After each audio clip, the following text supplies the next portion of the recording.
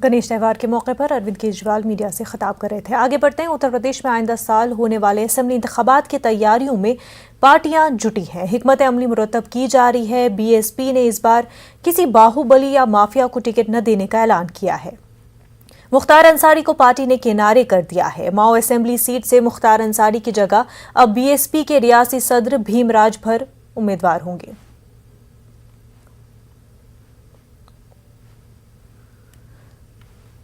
तो आपको बता दें कि बीएसपी ने अब ये वाजे कर दिया है कि किसी बाहुबली को या किसी ऐसे पॉलिटिशियन को जिनका कोई क्रिमिनल बैकग्राउंड होगा उनको टिकट नहीं दिया जाएगा।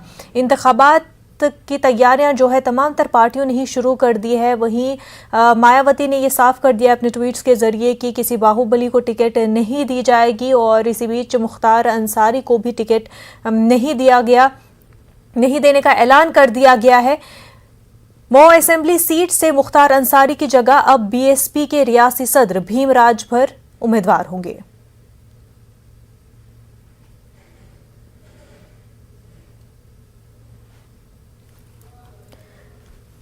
दो 2022 में यूपी के असेंबली चुनाव होने और इस सिलसिले में यूपी की तमाम तर सियासी पार्टियां जो है तैयारियों में जुट चुकी हो। बीजेपी हो, चाहे बीएसपी हो, सपा हो या फिर एआईएमआईएम की भी जो तैयारियां हम देखने को मिल रही है पिछले 3 दिनों से, वैसी लखनऊ यूपी के दौरे पर है।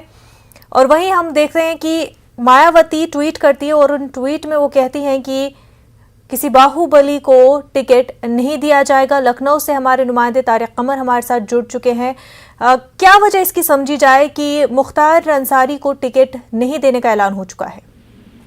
देखिए, बहुत अहम पेशरफ्त है और आपका सवाल भी बहुत अहम है। इसकी जो वजह है तो देखिए ये हम कह सकते हैं कि कम से कम बीएसपी ने किसी कदर हतमी तौर पर तो नहीं, ये पेशरफ्त जरूर की है माजी में भी और हाल में भी। और देखिए, जहाँ तक मुख्तार अंसारी का ताल्लुक है तो जाहिर है कि मऊ से उनको शिकस्त देना किसी के लिए भी आसान नहीं होता है। लेकिन बीएसपी ने जो इशारे दिए हैं वो अपने आप में बहुत अहम है और बाकायदा तौर पर कहा गया है कि अब मऊ से मुख्तार अंसारी नहीं बल्कि बीएसपी स्टेट प्रेसिडेंट भीमराज जो है वो इलेक्शन में उतरेंगे। तो देखिए, ये 2-1 दिन पहले जो आपने अपने नाज़रीन को दिखाया, बताया कि जिस अंदाज से ये हो रहा था कि अंसारी बिरादरान समाजवादी में जाने की कोशिश कर रहे हैं, पेशरफ्त कर रहे हैं और कुछ उनके कुर्बत इख्तियार कर रहे हैं, तो उसी के पेश नज़र ये खबरें गर्दिश करने लगी थी कि अनकरीब ही कोई ना कोई कार्रवाई मुख्तार अंसारी के ताल्लुक से की जाएगी बीएसपी में। तो वही नतीजा हमने देखा और बिलाखिर ये ऐलान कर दिया गया मायावती की जानिब से। और देखिए, जहाँ तक मायावती का ताल्लुक है, बीएसपी का ताल्लुक है, तो राजा भैया को भी आपने देखा होगा कि राजा भैया को भी उन्होंने जाहिर पार्टी मतलब जेल भिजवाया था और फिर बाद में वो समाजवादी में जब उनकी शमूलियत हुई तो वो वजीर बने थे। तो देखिए, कहीं न कहीं हम देखते हैं तमाम सियासी जमातें इस मामले में समझौते कम कर पाती हैं, लेकिन मायावती का यहाँ तक ताल्लुक है वो दूसरी जमातों से मुख्तलिफ जरूर नजर आती है। कहीं ना कहीं इस बात में वो सख्त हैं और उनका जो रवैया रहता है वो यही रहता है कि कम से कम जो माफिया हैं, बाहुबली हैं या इस अंदाज के अनासिर हैं, उनको पार्टी में जगह नहीं दिया है। और एक अहम बात मुनज़्ज़ा ये है कि उन्होंने अपने तमाम पार्टी जो इंचार्ज हैं, हल्के के मंडल के जो इंचार्ज हैं, उनको वाज़ेह अहकामात जारी कर दिए हैं कि जब टिकट की तकसीम हो तो ऐसे लोगों पर खास नजर रखी जाए।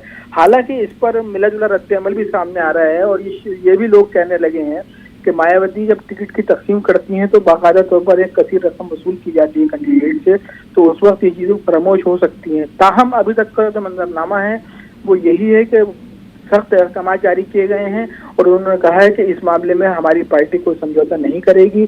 कानून के जरिए कानून के राज का जो मामला है वो उसको बरकरार रखा जाएगा, उसको बहाल रखा जाएगा और हम ऐसे लोगों को अपनी पार्टी में जगह नहीं देंगे। अब देखना यही है कि आने वाले वक्त में क्या कुछ होता है, कौन इस अंदाज का बैकग्राउंड रखने वाले लोग पार्टी में आते हैं या निकाले जाते हैं, क्योंकि अभी तक मुनज़्ज़ा इतना जरूर है कि तमाम सियासी जमातों में ऐसे लोग मौजूद हैं जिन पर बाकायदे मुकदमा चल रहे हैं और बड़े संगीन मुकदमा भी कुछ लोगों पर हैं। तो अब देखना यह है कि कौन सी पार्टी इस बात में क्या कदम उठाती है, क्या कुछ तस्वीर उभर कर सामने आती है। तारिक कमर, इससे पहले ये भी बात जो सामने आ रही थी कि मुख्तार अंसारी के बड़े भाई ने सपा ज्वाइन कर लिया और ये भी माना जा रहा था कि उनके बेटे और दीगर जो फैमिली मेंबर्स है वो भी सपा ज्वाइन कर सकते हैं। तो क्या ये भी कहीं ना कहीं वजह रही है इस तरह के ऐलान की? देखिए, हुआ क्या है कि जो इक़दाम बीजेपी ने किए और जिस अंदाज से परेशान किया गया बिरादरान को, अंसारी बिरादरान को, जिस अंदाज से प्रॉपर्टी जब्त की गई बहुत से माफियाओं के और साथ में इनकी भी, और जो इक़दाम मतलब सख्त कदम उठाए गए इंतजामिया की जानिब से, तो उसको लेकर जाहिर है कि कहीं ना कहीं लोग चाहते हैं कि उनको सियासी पनाह मिले और वो फिर यही रास्ता तलाश करते हैं कि कौन सी जमात उनके लिए कारगर हो सकती है, कौन उनकी हमदर्दी में आगे आ सकता है। तो जाहिर है कि ये खबरें अपने आप में बहुत तस्दीक शुदा हैं कि समाजवादी पार्टी की तरफ रुझान ज्यादा हुआ, तो उसी को पेश नज़र ये कदम उठाया है बीएसपी ने।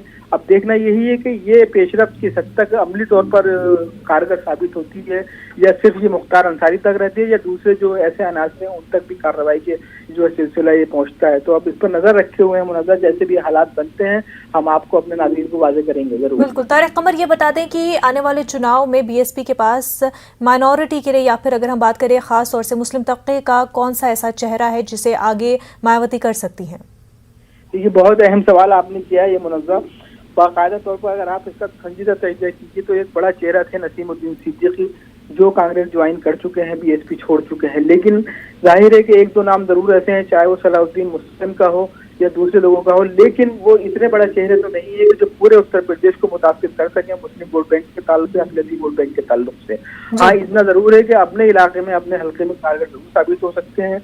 तो ये मरहला जो है बीएसपी के लिए, मायावती के लिए कारगर जरूर साबित होगा, क्योंकि जो मुस्लिम वोट बैंक है वो इख्तियार तक पहुंचाने में किसी भी जमात को, पार्टी को अहम किरदार जरूर अदा करता है। तो देखना यही होगा कि अब किसको सामने लाती है, कौन उभर के सामने आता है, कौन बाकायदा तबके की नुमाइंदगी करता है। मुनज़्ज़र जी बिल्कुल, बेहद शुक्रिया तारिक कमर आपका। एक छोटा सा ब्रेक लेंगे, जल्द होंगे हाजिर।